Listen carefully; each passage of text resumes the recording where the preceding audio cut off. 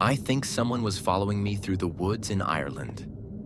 Back when I was 14 years old, my family had moved from our home in England to the Republic of Ireland, where we lived for a further 6 years.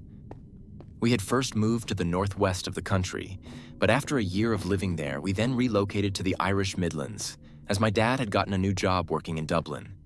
My parents had bought a cottage on the outskirts of a very small village that was a stopping point from one of the larger towns to the next. This village was so small and remote, there was basically nothing to do.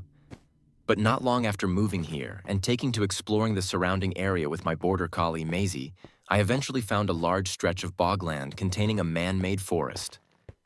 Every weekend or half-term away from school, I took to walking this area with my dog, in which I would follow along a railway line used for transporting peat.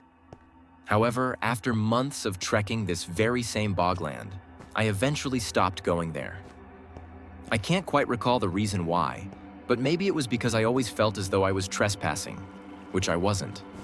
Or because the bogland was so bumpy and uneven, I always came home with horrific blisters. Although I stopped going to this bogland to walk my dog, outside one of the nearby towns where I went to school, there was a public forest. Because this forest was a 20-minute drive away, my dad would take me and Maisie there, drop us off, and then pick us up again 2 or 3 hours later. What I loved about these woods was that it was always quiet, only with the occasional family, dog walker, or jogger passing us by.